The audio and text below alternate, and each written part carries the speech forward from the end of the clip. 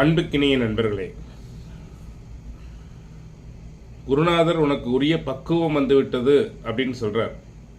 சிவபோக சாரத்தில் ஞான பிரகாசன் ஞான சம்பந்தருக்கு உனக்கு குரு ஆவதற்கு, அதாவது நீ ஆச்சாரியன் ஆவதற்குரிய பக்குவம் வந்துவிட்டது அப்படின்னு சொன்ன உடனே நம்மளா இருந்தால் ஒன்று இருப்போம், ரொம்ப மகிழ்ச்சி அடைஞ்சிருப்போம். ஆஹா, எனக்கு எல்லாம் கிடைச்சிருச்சு, ஞான சித்தி கிடைச்சிருச்சு, உடனே நான் ஒரு குரு அப்படித்தானே சொல்லுவோம்.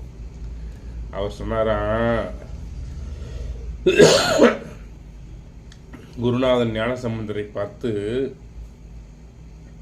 ஆச்சாரியன் பக்குவம் வந்துவிட்டது என்று சொன்ன உடனே ஆசிரியரை பிரிய மனம் இல்லையா, கண்ணீர் விட்டு அழுதாரா. நான் உன்னை விட்டுட்டு எங்க போய் இருப்பேன் அப்படின்னு ஏங்குறாரா. அப்போ ஒரு பாடல் வரும், அது இப்ப கேட்டால் கண்ணீர் வருங்க. கணக்கும் பொதிக்கும் எருதுக்கும், கணக்கும் பொதிக்கும் எருதுக்கும் தன்னிச்சை கண்டதுண்டோ. அதாவது வண்டிக்கோ மாட்டுக்கோ நான் இதைத்தான் சுமப்பேன், நான் இங்கே தான் போவேன், நான் இதைத்தான் இழுப்பேன்னு ஒரு தனிப்பட்ட இச்சை உண்டா? மாணவன் எப்படி இருக்கணும் பாருங்க, அப்படிதான் இருக்கணும். குருநாதர் இடத்துல தன் விருப்பம் அல்ல, எனக்குன்னு ஒரு விருப்பம் இல்லையே.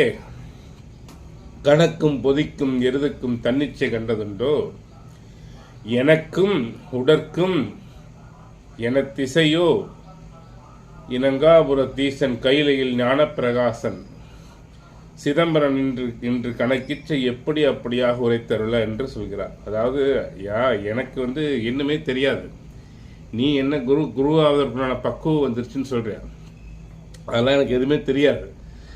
எனக்கு தனிப்பட்ட இச்சையெல்லாம் எதுவும் கிடையாது. எருதுக்கு என்னையா தெரியும், நான் ஒரு எருது, நீ வச்சா சுமக்க தெரியும், அவ்வளோதான், நீ சொல்றதை செய்ய தெரியும், எனக்குன்னு தனியாக எதுவும் தெரியாது அப்படின்னு தன்னை குருநாதரிடத்தில் சரணடைய செய்கிறார். அப்போ சொன்னாரா, இல்லைப்பா, நான் உன் கூடவே இருப்பேன், உனக்கு கூட இருந்தே அருள் புரிவேன்.